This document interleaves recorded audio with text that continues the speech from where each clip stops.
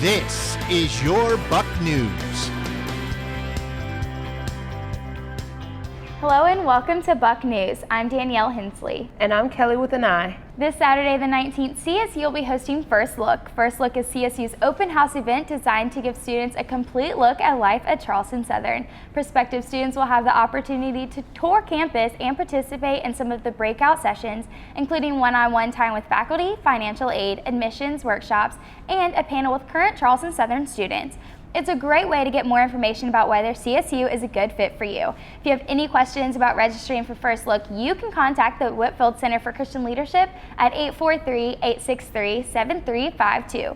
Do you think you have the most school spirit? Well, here's your chance. You could be the next Bucky and represent our Bucks. Please call 843-863-7671 or email the address below if you think you have what it takes. If you enjoy attending concerts and appreciate good music, CSU is hosting 2 events in the Lightsey Chapel Auditorium this weekend that are perfect for you.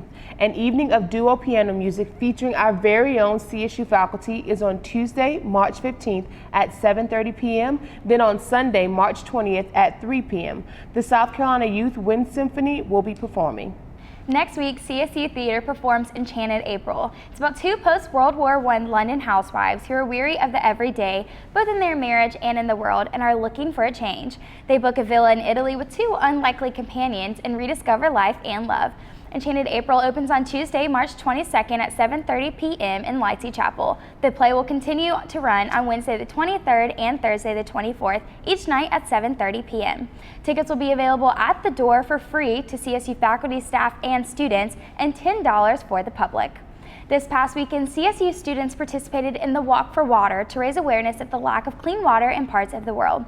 Charleston Southern raised the most out of any team at the Walk for Water, raising $5,690. Thanks to everyone who came out for this cause. And we'll be right back after this break.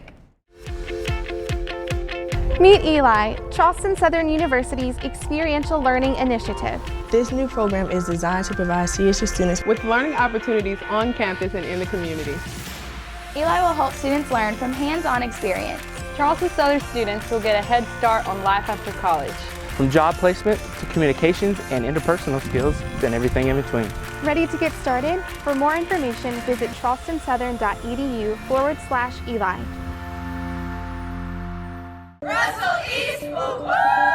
Hey, do you enjoy meeting new people? Do you thrive to lead and serve in your community? Do you like bringing people together by hosting events? If you answered yes to any of these questions, Residence Life has a job just for you. Resident advisors have an opportunity to create a community that honors God and enables students to thrive. We believe this is accomplished by loving our neighbors and creating a community through events and discipleship. If you're interested, you can apply for the Fall 2016, Spring 2017 Resident Advisor position through the CSU website under Student Employment.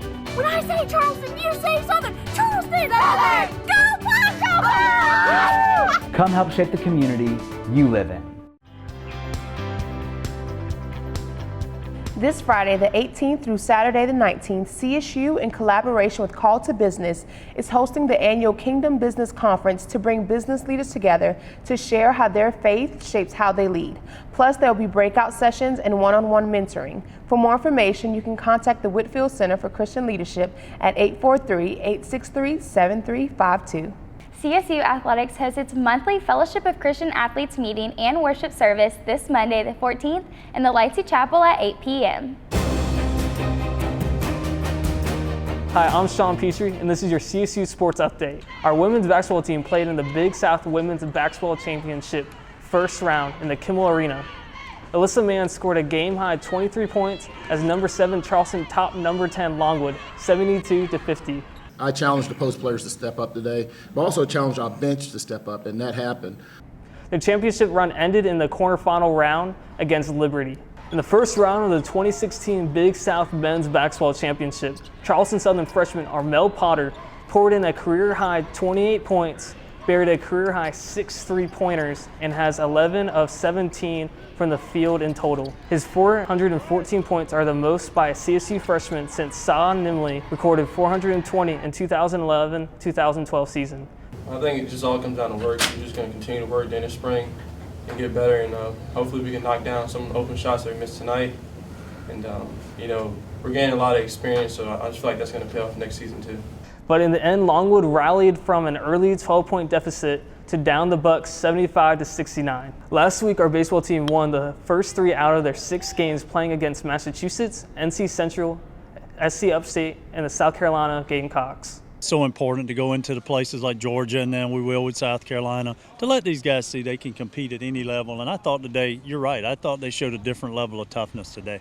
This week, they are playing at the College of Charleston on Wednesday at 6 p.m. and will host George Washington on Friday at 6 p.m. and on Saturday at 4 p.m. The softball team also had a busy week last week with 6 games where they won against Chattanooga and Columbia in the Holy City Showdown. This week, they have 4 home games, the first on Tuesday against Columbia at 3, then Wednesday at 3 against Syracuse, and on Saturday at 1 and 3:30 against Radford. Women's tennis won all 3 of their matches last week, beating Michigan State and shutting out Illinois State and SC Upstate. This Monday, the 14th, they will host Tulsa at 2 p.m. and will be at home again on Saturday against UNC Asheville at 2 p.m. They'll be at Presbyterian on Wednesday. Congratulations to the men and women's track team who placed 6th and 5th at the Big South Conference Indoor Track and Field Championships last week. For the men's team, freshman Joshua Paramore and senior Kayshawn Murray each medaled.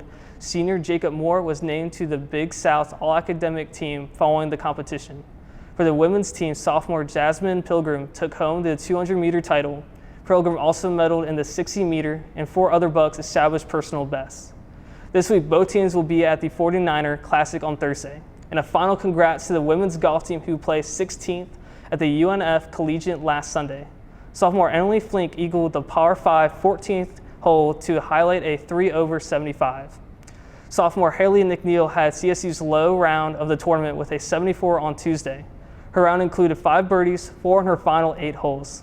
That was your CSU Sports Update. I'm Sean Petrie. Go Bucks. A light in the darkness, a city on a hill. Jesus entrusted the church to continue his teaching, to equip his people to be disciples, and to make disciples. There's no greater mission. We love the church, and that's why we've created Right Now Media. In this busy, mobile, noisy world, Right Now Media is a resource to help cut through the distractions that hinder consistent growth and discipleship. When your church subscribes to Right Now Media, every member gets free access to a huge library of video Bible studies, over 10,000 streaming video sessions from more than 150 Christian publishers and ministries, available anytime, anywhere. We've got stuff for small groups, youth groups, personal devotion, Bible studies on marriage, parenting, finance, and leadership, and a ton of high-quality, safe biblical kids material. We want to help you equip and unleash everyone in your church for the glory of God, to be a light in the darkness, a city on a hill. Because we love the church, and the mission of the church matters.